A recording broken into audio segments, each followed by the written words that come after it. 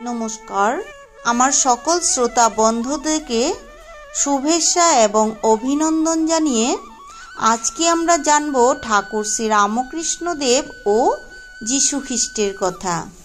যদু মল্লিকের বাগান বাড়িতে একদিন বেড়াইতে এসেছেন শ্রী রামকৃষ্ণ। বৈঠকখানায় বসে গল্প করছেন যদুর সঙ্গে। হঠাৎ দেওয়ালে টাঙ্গানো একখানা ছবির দিকে তার নজর পড়ল। বড় মধুর ভাবের ছবিখানি। মা আর ছেলে, মার নধর বাহুর বেষ্টনীতে পবিত্র একটি শিশু। মা দুটি বড় বড় বিভুর চোখে দৈবীভূত স্নেহ, মুখে তৃপ্তিপূর্ণ হাসি, আর শিশুর মুখে সেই যে কি নিষ্পাপ সারল্য, তা রামকৃষ্ণ যেমন বুঝিতেছেন তেমনি কি কেউ বুঝবে? এখানে বলা হয়েছে ঠাকুর রামকৃষ্ণদেব যদু মল্লিকের বাগান বাড়িতে এসে তো যে বৈঠকখানার ঘরে টাঙ্গানো ছিল, দেওয়ালে টাঙ্গানো ছিল ছবিখানা দেখে ঠাকুর সেই ছবিখানাতে এই সব দেখতে পেলেন। তো এখানে আবার বলছেন যে ঠাকুর রামকৃষ্ণদেব যেভাবে দেখছেন তেমন ভাবে কি আর কেউ বুঝবে? তো ওরা কারা হে, এই কথা বললেন। এক মিম সাহেব আর এক তার ছেলে।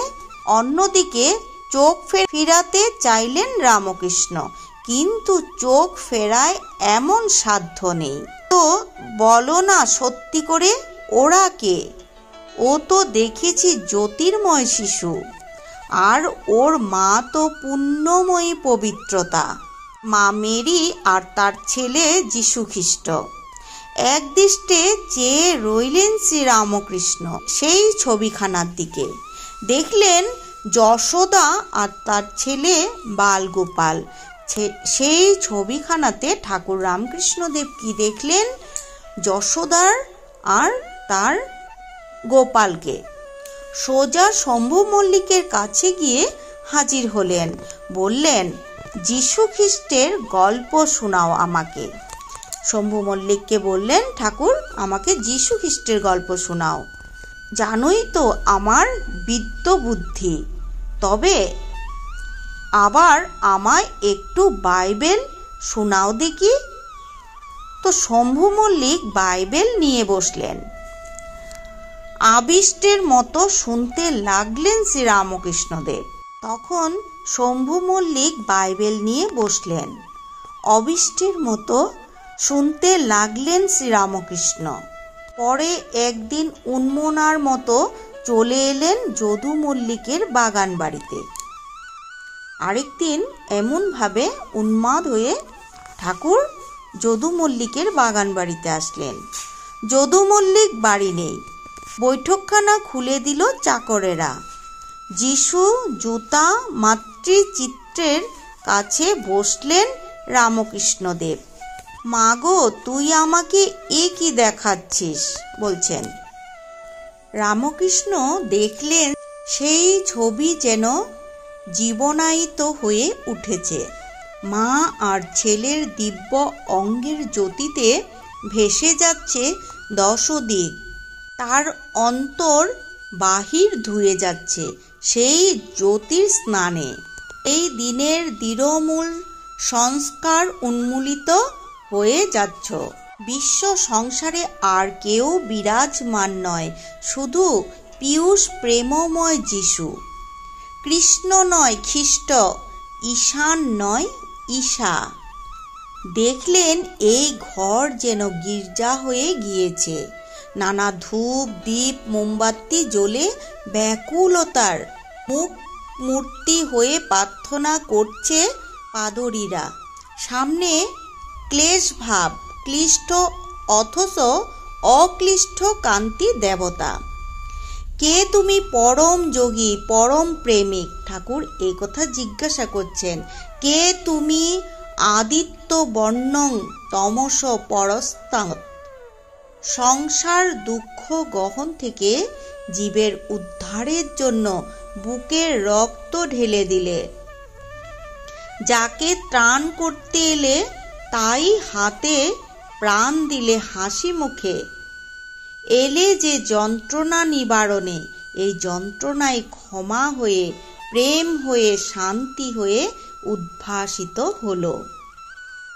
হাসিতে হাসিতে চলে এলেন এক গির্জার সামনে।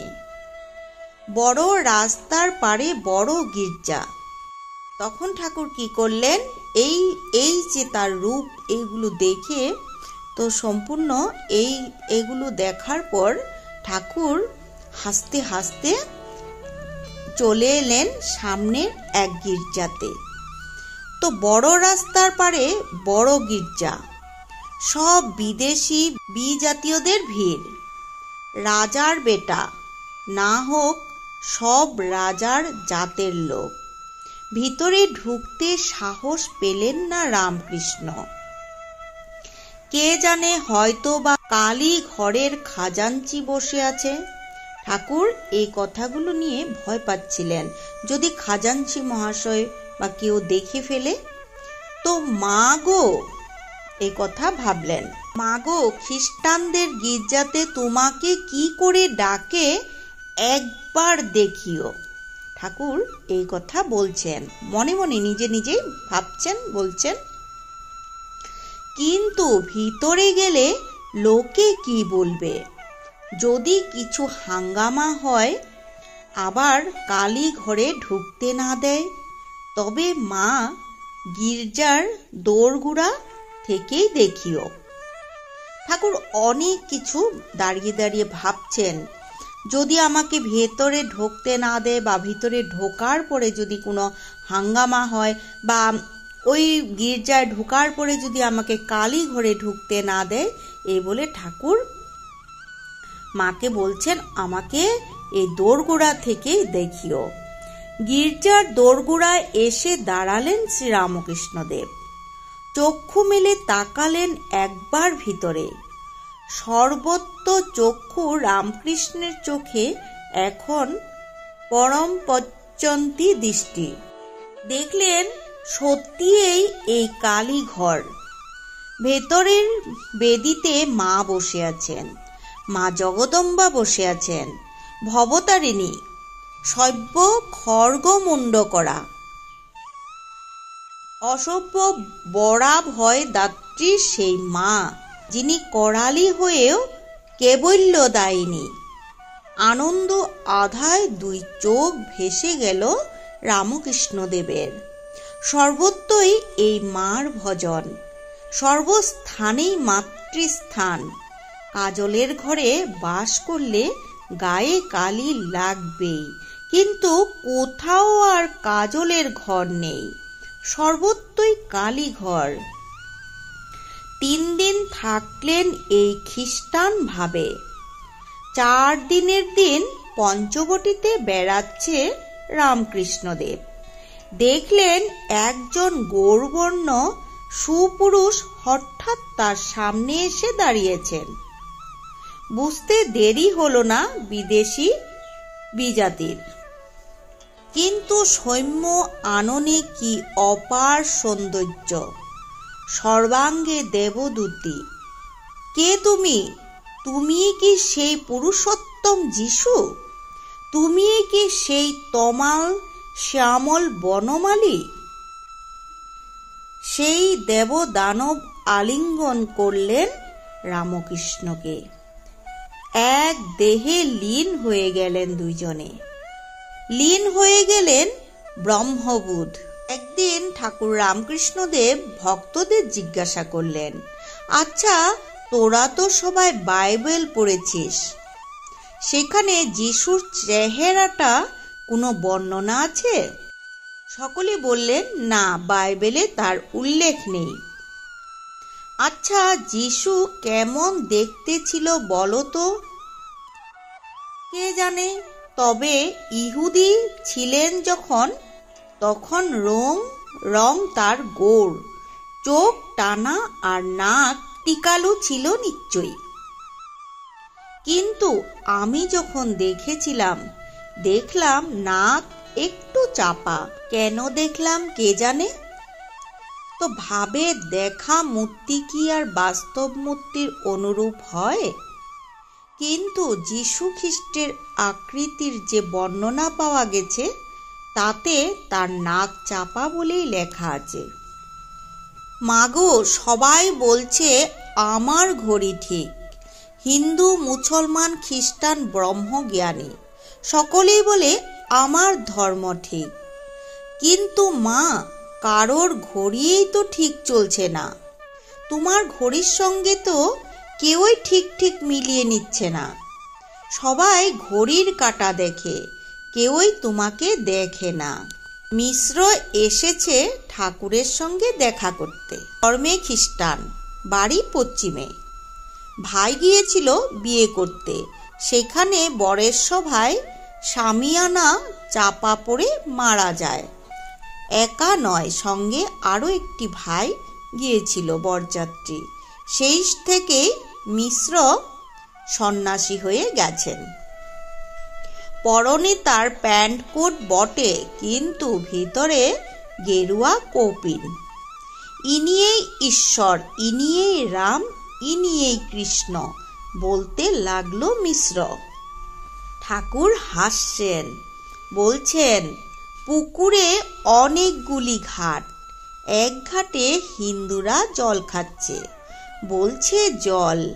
আরেক ঘাটে খ্রিস্টানেরা খাচ্ছে, বলছে ওয়াটার। মুসলমানেরা আরেক ঘাটে খাচ্ছে, বলছে পানি। মিশ্রের দিকে তাকালেন ঠাকুর, বলিলেন, কিছু দেখতে টেকতে পাও?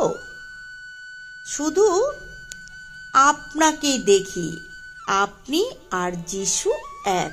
এ কথা মিশ্র বলিলেন। ঠাকুরের বুঝি যীশুর ভাব হলো। দাঁড়িয়ে পড়লেন, সমাধিস্থ হয়ে গেলেন। ভাবাবেশে মিশ্রের দিকে তাকিয়ে হাসতে লাগলেন। শেক হ্যান্ড করতে লাগলেন, তার হাত ধরতে লাগলেন। তো এই হলো আজকের মতো ঠাকুর রামকৃষ্ণদেব এবং যীশু খ্রিস্টের কথা। তো সকলে ভালো থাকবেন, সুস্থ থাকবেন। এই স্মরণ মনন করে আমরা ঠাকুরের কাছে প্রার্থনা করি। তো জয় শ্রী শ্রী রামকৃষ্ণ দেবের জয়, জয় যীশু খ্রিস্টের জয়।